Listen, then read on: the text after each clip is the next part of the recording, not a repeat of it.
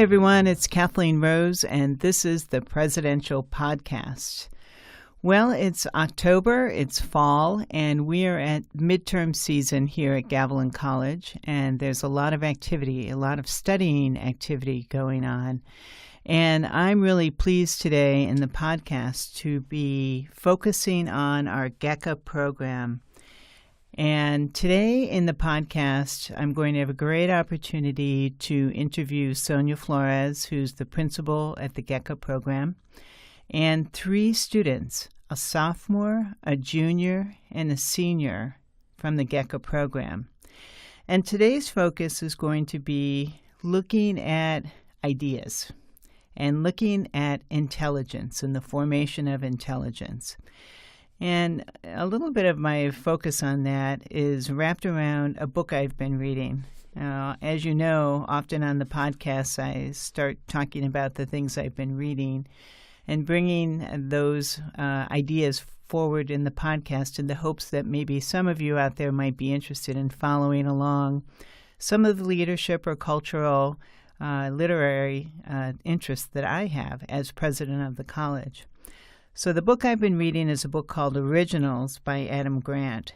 Adam Grant is an organizational psychologist and has done a lot of reading and writing about how non-conformists can move the world.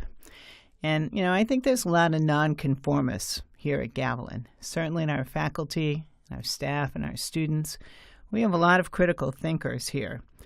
And we have a lot of people who feel very strongly about how ideas and how thinking and how learning can change the world. And what Adam Grant thinks about what he writes about in his work is that it's one thing to have new ideas, but it's another to stand up for them. And so Adam Grant, one of his generation's most provocative thought leaders, explores in his book how individuals can recognize good ideas and speak out without being silenced, and how we can raise creative students and leaders can build cultures that fight this idea of groupthink and promote innovation. And I think we do that here at Gavilan. We've certainly shown that recently as last week in our National Coming Out Day experience here at the college, where we took the rainbow flag and put it on our flagpole for 4 hours in a showing of our principles of community and our support for all students and all students learning in an environment of trust, access, equity, purpose, and diversity here at the college. So I've been thinking a lot about that. And so I have an opportunity today to talk with learners at the 10th grade, 11th grade, and 12th grade level who've been going to our GECA program, Gilroy Early College Academy. And I think you're going to be really interested in what they have to say about their combined experience of going to high school and going to college here at Gavilan. So stay tuned.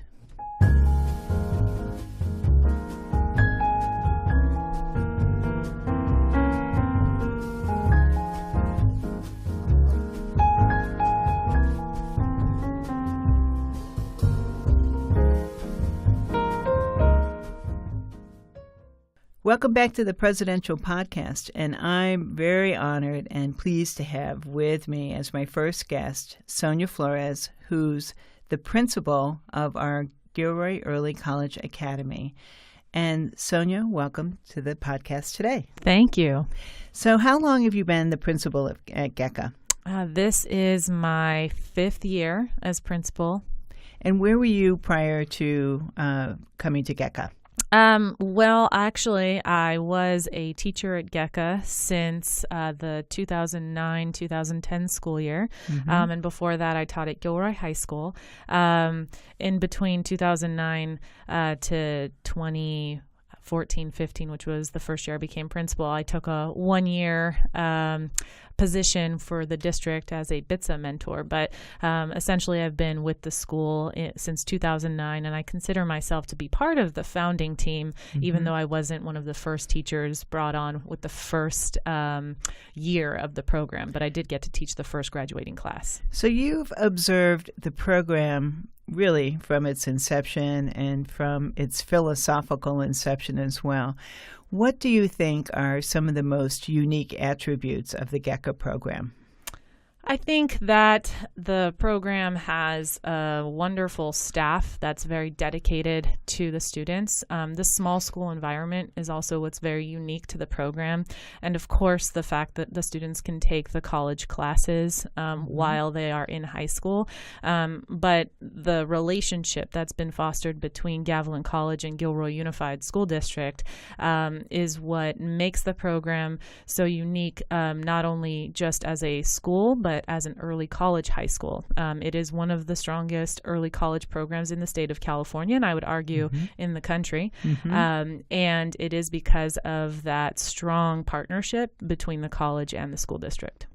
What is different for you as principal in terms of being a principal of a smaller, more intimate program than it would be if you were a high school principal in a regular district where you would have double, triple the amount of students in a different, more complex organizational structure as opposed to GECA?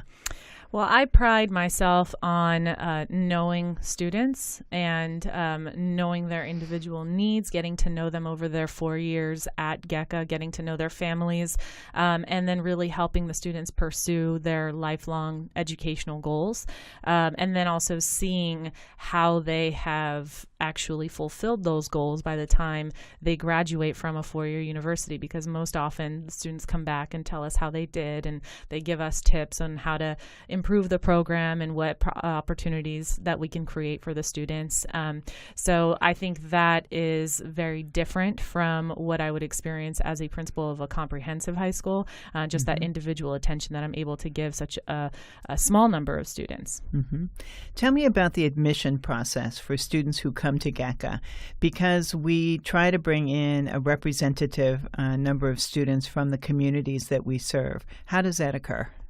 Well, the students have to apply. There are 2 recommendations, one from a math teacher, one from an English teacher. They're current teachers in 8th grade. They apply as 8th grade students. They write an essay as to why they want to attend GECA. Their parents also write a statement about why they think that GECA is an appropriate placement for their child.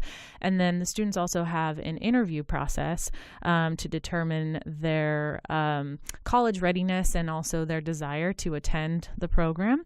And after a thorough review of their records and their application, we then make our decisions. But students who receive priority are based on the mission-based criteria of the program, which stems back to the 2007-2008 school year. And that is that students who are first in their family to attend college, students who speak a language other than English at home, students who come from a low-income background, students with unique circumstances that would prevent them from being successful at a comprehensive high school. Those students receive priority, and then also there's the Gilroy Unified residents and then Gavilan residents who receive priority. And because the students have to have a 2.0 GPA in order to take the college classes, we look at their grades. That being said, it's a multi-level application, and so not just one of those criteria is what ensures a student's acceptance into the program. And that's how we do it. Wow, that's a lot. That's a lot for students to get into the program. How do you think this the GECA model presents a model for innovative learning environment that really involves the community? I know your parents are really involved in GECA. How are they involved throughout the year? Our parents have monthly parent-teacher student association meetings, and I know that you yourself have spoken at them. We keep parents informed of the different events and different learning opportunities for them about how to guide their students through this early college, high school experience through those meetings. We've also held a career day last year. It was our first time doing something like that, but we involved parents and local community members with that. And a lot of our parents are involved in chaperoning different events. I'm really happy that our PTSA, Parent Teacher Student Association, they brought to me when I first became principal the idea of going on a school-wide field trip and looking at the criteria of early college high schools. One of the criteria was also that students had the opportunity to see four-year universities. So in my first year that we did the school-wide field trip, we went to the Cal Academy of Sciences just to test it out. The following year, we took all the students to Stanford University. The year after that, it was UC Berkeley. And just this year, we went to CSU Monterey Bay. And of course, we couldn't do it without the support of the parents, with all the different fundraising that they helped do, and also just their chaperoning, the manpower behind it. So it's a great partnership that we have with the parents. And it's been recognized nationally and statewide. So tell us a little bit about the rankings of GECA. U.S. News has consistently ranked our program since, I want to say, the 2013-14 school year. This past year, we were ranked number 172 nationally and number 23 in the state of California. Incredible. It is incredible, and it is it's a testament to the hard work of students, of staff, of everyone's dedication to their academics. And really that partnership with also the families. We're so proud of the program. Okay, so let me ask about the three students that we selected to come in today for the podcast. So I really appreciate so much your willingness to partner with me in today's show. Of course. So today's theme in the podcast is about how education informs how you learn how to stand up for your ideas. And so how would you describe the three students you've selected today for the show in terms of how they've grown so far at GECA? So I would like to start first with the senior, Darius Wong. She is a natural-born leader. When she was a sophomore, I want to say, she founded the GECA Robotics Club that has been a consistent presence on our campus since her sophomore year. She's currently the ASB president, our Associated Student Body president. Just last week, she initiated the voter registration week for our students. Oh, terrific. Absolutely. And she's also the National Merit semifinalist. Since her time at GECA, she has always been committed to her academics, but she has also carved out opportunities for herself and for her peers to get involved with the school. And she has developed her passion for actually Spanish, and she's looking to attain her associate's degree from Gavilan in Spanish by the time she graduates this May. And on top of that, I've really just seen her growth and development as a student by, as I mentioned earlier, providing those opportunities for other students to get involved. And the junior, our 11th grader, Max, as he goes by, Mayo Beauchemin, he is an ACA Prep tutor. And something that I saw when I first became principal was that Gavilan College was hiring GECA students to tutor. And so when I saw that, I thought we should capitalize on that ourselves. And so we created the ACA Prep Tutors program. And it's another means for our students to become leaders on our campus. And Max has always demonstrated his leadership capacities, and yet he hadn't run for an ASB position. But I thought, given his academic record and given his willingness to always step up and help, that he would be a perfect candidate to serve as a tutor. And so I've also watched him grow and develop over time. We've really taken a look at character through our Character Counts initiative with the district. And Max is somebody that I have seen just become an outstanding human being over the course of the past 3 years, or 2.5 at this point. And then then Clemente Montes is a sophomore, and he has 3 siblings who have attended GECA. I actually taught his 3 siblings prior to his attendance at GECA. But he's also involved in the community. I've seen him come out of his shell a little bit more, especially through the community service opportunities that he's involved himself in. And I thought he would have a unique perspective on the GECA experience, given that he has also seen his 3 older siblings develop over the past 10 years since the program has been in place. Well, I can't wait to talk to them. Thank you so much for your leadership with GECA, for your historic loyalty and dedication to our program. GECA is such a crown jewel in what Gavilan offers to our community, for boasting rights for me to be able, as the superintendent president, to go into the community and talk about how we have a early college academy that allows students to be able to achieve an associate's degree and a high school diploma is really a source of tremendous pride. So thank you so much for your leadership and for your partnership with the college. Thank you. And now let's bring in the students. Absolutely.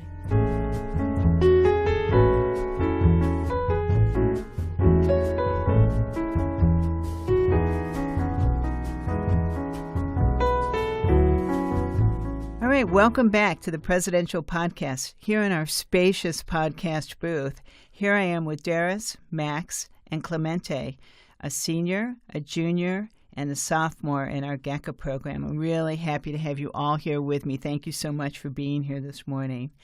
So I have some questions I want to ask, and we'll just start with the easy ones. Darius, let's start with you. So you're a senior at GECA, so tell me a little bit about what's the best thing about attending GECA? For me, I think the best thing, and I'm sure it's one of the reasons a lot of people are interested in GECA program, it's the college classes that are available to us. And I think in the beginning, like as a freshman, it's kind of like, oh, well, that's cool, and you get to take like interesting classes. But like over the years, you realize that those classes are, they're really like they go beyond a lot of the normal high school classes. Like other high schools, they have to take like APs, and college classes can be a lot more convenient in terms of that, and you still get the same amount of information out of it. So yeah. So, Clemente, I know that you had several of your siblings, like all of your siblings went to GECA, right? Yes. All right. So, did they warn you about going to GECA? Did they say, okay, be careful about this and make sure and be prepared for that? Did you feel pretty prepared before you came to GECA? I did feel pretty prepared because they said it would be a challenge, and my family works towards challenges to face them and to overcome them as they come along. So I believe challenges are what we come here for. Yeah. The classes get harder as you go higher in grade. So I think that's what I like, and that's what my sisters warned me about. Yeah, so I understand that the sophomore year is one of the most challenging years at GECA. Would you all agree to that, Max and Darius? Would you agree? Yeah. Yes. Okay, so why is the sophomore year most challenging? I think, well, from my perspective, like the difference between freshman year, like the transition towards sophomore year, is the hardest. Yeah, to me, it's the wake up almost. It's freshman year was kind of get oriented to the teachers, get oriented to the school, and then sophomore year was, okay, now we're going to hit you with everything you're supposed to learn. So it was a different switch. Okay, so Max, I understand you've been a tutor, so tell me a little bit about your interest in tutoring, why tutoring became something you were interested in doing, and how has that been helpful to you in your own studying? So I love dealing with little kids. I do the STEAM program where I teach 5th graders at Las Animas School on Fridays, and it's always been a passion of mine to teach. Little kids they're great, and so the tutoring program was just a good fit for me. Yeah, good. So do you feel like, because the GECA program is fairly small and really self-contained, do you feel like you're missing out on anything because you're not in a regular high school with other sorts of services, or do you feel like you're getting everything you need as you go through the high school experience? Honestly, before I came here, I assumed there was going to be what everyone says, you're not going to get the high school experience. But honestly, you get all the high school experience. You get all the drama. You get everything you can need. So in the end of the day, I feel like I've gotten everything. Okay, good. So how is it going on the college side, coming in and taking college classes on the Gavilan campus? How has that experience been for you? And any of you can answer. So from what I've experienced, I think a lot of times you're like the only Gecko kid in the room, and that can kind of be like intimidating at first, but it's also like you get a sense of independence and responsibility to like, be respectful in the classroom and represent your school, and it's an interesting experience to get to like talk to people that you probably normally wouldn't talk to going to like a regular high school. So yeah. So, Darius, I understand that you're a Spanish major. Is that correct? Yes, I am. So you will be getting a degree in Spanish in the spring when you graduate from GACA? Yes. And what do you hope to do after you're done? What I hope to do, well, hopefully I get into a good college. Yes. And so I'm interested in studying computer science, but also film. And I feel like in the future I could really go in any direction. I'm not certain yet, but I'm hoping I'll figure it out. So, okay. Yeah. And Max, as a junior, what do you think you'll be studying? Do you think you'll also be completing an associate's degree while you're at Gavilan and GECA? Yes, I'm currently on track for a political science degree. I'm a big fan of anything politics. I love law, and I love a lot of engineering. So far I'm kind of debating between engineering and going into a law of any sort. Okay. And Clemente, how about you? I am also on track for earning my biology degree. Terrific. Yeah. I am working towards working into the medical field to become an anesthesiologist. So I hope to go into a good college, get the volunteering hours I need, and become a doctor. Wow, fantastic, fantastic. Okay, so I'm going to switch gears here a little bit. At the beginning of the podcast, I talked about this book that I'm reading by Adam Grant. Are any of you familiar with him as an author? Vaguely. He's an organizational psychologist, and he's written a great book called Originals. And the premise of the book is how non-conformists can move the world and change the world. And he talks about how many people think about ideas and how important it is to have ideas and stand up for ideas. And at Gavilan, we've been having a lot of conversation about how important it is to stand up for the ideas that you believe in. And so I thought I'd test out that theory a little bit with the three of you. And so what's one issue happening in the world right now that you would take a stand on? Anyone else? Yeah, any of you. Max, it looks like you have an answer. Dude, I'm debating which one's the better one. Ah, okay. Any worldwide problem? Yeah, an issue in the world that you would be willing to take a stand on and use your voice for. Because I think that college is a great place to test out your voice. And as a political science major or liberal studies major or anywhere in college, you have the opportunity to test that out. So what would you select? I would select human rights issues, such as in places like Syria, Iraq, and Iran. I like to think those are the highest, excluding Afghanistan and other places, because I feel, especially with the biological weapon use in the area, especially in the suburbs of Damascus, I find that there's a lot of issues going on there.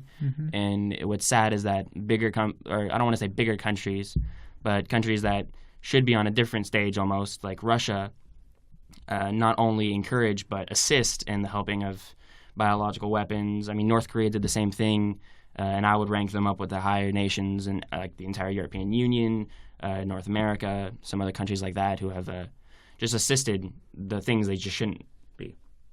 Yeah, excellent. Clemente, do you have a response? I must agree with Max here, but I also agree the world hunger. There are people all across the world that are hungry, that don't have any money. They really don't have any education. Like in, which one of those places? Was it Venezuela? In South America? Yeah. South America. Yeah, they don't have any education. They don't have any money to pay for food. They're really going down little by little. Yeah, excellent.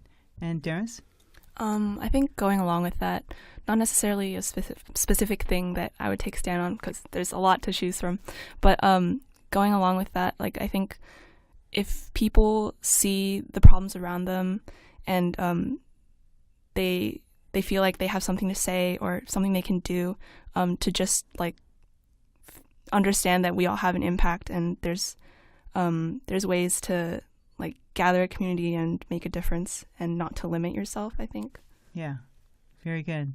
Very good. Okay, here's one more question. We'll see if I test your critical thinking this morning.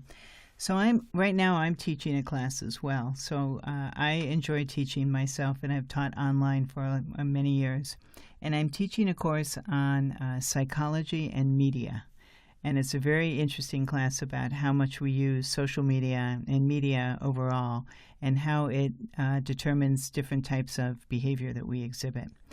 So what is all of this technology that surrounds us taking away from us? What do you think technology takes away from us as humans?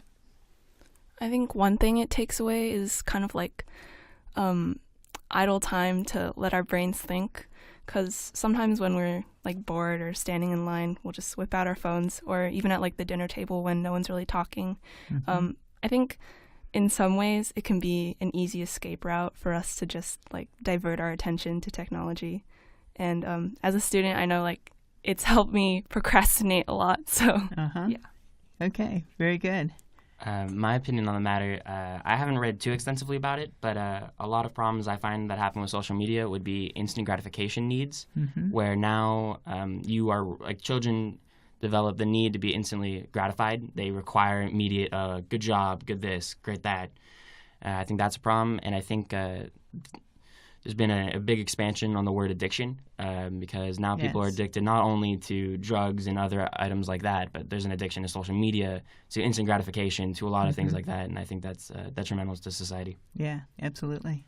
Adding on to what Darius said, there is a lot of people who no longer communicate with one another in person. Yeah. They more use like social media such as Snapchat or Instagram and other messaging devices, or of course apps. But so what's bad about that is that they don't know how to talk to one another and gather their ideas and what they feel when they're talking to the person, and base it off of like other social medias. Right, I agree. So do you think that coming to GECA and being students at GECA will allow you to have more opportunities to champion your ideas, to identify your own ideas, research your own ideas, and explore them in ways that maybe other high school programs would not? Yeah, I definitely agree with that. I know one resource that has really like elevated this experience of being like a GECA student is like just the Gavilan library. And I know that like having that sort of college level like amount of resources available to you, there's just a lot more you can learn, a lot more you can research, and that also means like more freedom and depth in terms of like what kinds of things you get to write about in your assignments and stuff. So yeah, good. Max? My personal opinion, I think that GECA, in the fact that it allows you to have so much space to grow as a person because of the Gavilan classes, because of the way just the system is formed, I find that I managed to find myself a lot easier than if I just got shuffled class to class with the same teachers, or in a regular high school where you don't get to go to college classes. Because college classes, to me, it's a time to learn for myself. There's no high school teacher going to force me through it. There's no parents that are going to force me through it. It's me and myself only. Yeah, excellent comment. Clemente? Adding on to what Max said, college classes do teach you how to be mature, how to act properly around adults, how to speak to people, and other sorts. Not just the education of what class you're taking, such like theater, art, or any other classes, but like to mature yourself and to learn how to speak when you're around different people. Absolutely. Anything else you would like to say about the GECA program? Here's an opportunity to give a shout out for your favorite GECA instructor, your favorite Gavilan instructor, anything that you would like to add about your experience at GECA for our listeners to consider. Maybe they're thinking about sending their son or daughter to the GECA program or to Gavilan College. I think something that I've really come to appreciate is like just how tight-knit GECA is. And, you'll hear a lot like within our students, like, oh, we're a family. And that really is true, though, because you just kind of know everyone, and there's this, a very special sense of like comfort within that environment. And GECA being, a kind of new program, I think there's a lot of opportunities to like establish your own, like, for example, you could make a club, or you could have some kind of event. Like the level of closeness and the amount of like opportunities there are to start something new makes it really easy to, and something that we've been talking about, like explore your own voice and what you'd like to try and to start new things. So, yeah. Mm-hmm. Great. I would like to give a shout out to Miss Bassan. She was my favorite teacher. I learned a lot in her class, and I thought her class was great, and it was a communications class. Yes. Good. My opinion on the GECA program is my first year was not my favorite, to say the least. I like to say that GECA grows on you. As you grow as a person, GECA kind of grows with you, and the more you grow, the more you get out of GECA. It's just it just grows on you, really.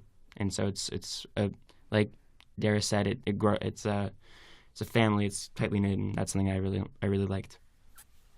Clemente? So many people, when they hear GECA, they think about hardcore education, a lot of work to do homework, a lot of difficulties in your classes.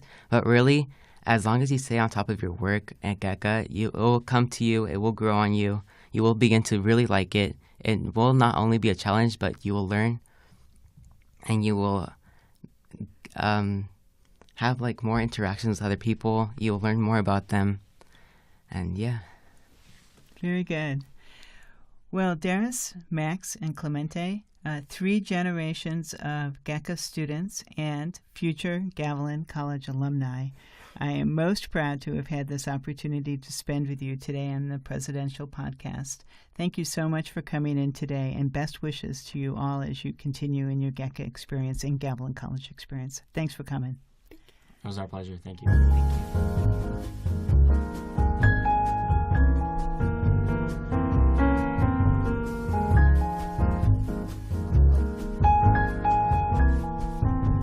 So I hope you enjoyed that segment with the GECA students and the earlier segment with Sonia Flores. If you want to know more about our GECA partnership, please contact my office or Student Services. Kathleen Moberg can tell you more about that, or Sonia Flores, the principal at GECA. Wow, what a source of pride that is for our college, and what a wonderful partnership, almost a decade old. And we hope to continue to expand that partnership in the future. This segment is What's on My Mind. This is the end of the podcast and an opportunity for me to talk about the happenings at the college. So we are at the time frame of the semester where we are wrapping up the semester and heading into the holiday season. And students are studying for midterms. We have Thanksgiving and the winter break around the bend. And I can't believe that the semester is almost wrapped up. And I think the biggest thing that's on my mind right now is that the election is less than 30 days away. And there are many students who are registering to vote. There's an outcry throughout the state and the country for people to come to the polls and help to make decisions about the direction of our country politically. And there's a movement for young people and old people and everyone to use their voices politically. And that's something that's really been remarkable to observe. One thing that is, of course, on the ballot for Gavilan College is Measure X, and I know many of you have come forward to learn about the integrated planning, our educational master plan, and our facilities master plan that has led our Board of Trustees in July to place the resolution on the ballot that has led to Measure X. So much information is available on our website about that measure and leading up to the vote that will determine whether or not the public will support a $248 million general obligation bond that will lead to a number of facilities projects throughout our district. I'd like to talk a little bit about the history of the college. As we ready ourselves for the centennial next year, we are looking ahead to ways in which we will be celebrating the district in 1919 and 1920 as we look at a 100-year richness of history for Gavilan College. Thankfully, we have a great document that will help us to lead the way, written by Leah Helper of our history department here at the college. Leah took a sabbatical last spring, and she completed a wonderful long essay, actually kind of a book, entitled To Dream on Your Behalf, A History of Gavilan College.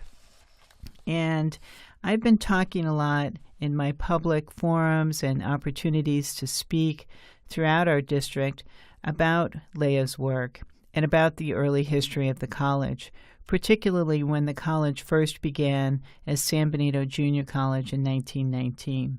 And I wanted to read a little bit about the first graduating class. And in podcasts in the future, I'll refer back to this document because there's such great information throughout the document about the early history of the college, early board of trustees, how the college was first founded, where classes were held in San Benito County when it first moved over to our current site off of Castro Valley Road, the first presidents, and how the union was formed, the work of the faculty, and so forth. But this section I'd like to read to you in closing today was about the first graduating class and about really the first soft launch of the college in 1919, at a time right after World War I, when the large economic impact of World War I and the influenza made going to college really not a priority for many people. But still, Gavilan College, number 11 in our system of community colleges in the state of California at the time, had a launch in San Benito County.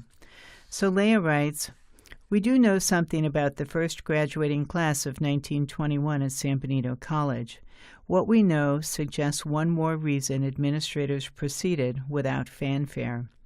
There were 9 graduates in the first class, and 8 were women. Virginia Brown, Mary Dooling, Helen Grant, Viola Greenup, Edith Goodnow, Leo Hartman, Isabel Moore, Malvina Moore, and Artis Nelson got their diplomas on June 24, 1921. The prevailing view at the time in most families, especially those working hard to survive, was that educating daughters simply made no sense. Girls were expected to marry, and most did. Few husbands wanted wives who were well educated, and fewer still wanted wives who worked outside the home. Women's roles were sharply limited, whatever their capacities. And yet by 1919, many young women had completely new ambitions. The first long wave of feminist and suffrage activism in the 19th and early 20th centuries raised possibilities beyond marriage and family. Women's higher aspirations were by no means considered a positive in many circles. Most men had no desire to see women in academia or in the working world. Perhaps in conservative San Benito County, with a war and an epidemic still fresh in memory, the new college administrator saw no point in drawing attention to the fact that they were giving opportunities to young people who, for the first several years, turned out to be in the majority female. Perhaps they judged it best to do a small, quiet experiment that would eventually prove its own success. I'm proud of that aspect of our history at Gavilan, and I think if you read the entire document, To Dream on Your Behalf, A History of Gavilan College, you'll find lots of gems where women took the lead in providing a sense of voice in change at Gavilan College, much like Adam Grant does in his book Originals that I spoke about earlier. Okay, that gives you lots to think about from this week's podcast. I'll be back soon with another podcast and more people from the college to provide you with an opportunity to hear what's happening at the college, as well as giving you some things to think about. Thanks so much for listening. Take care.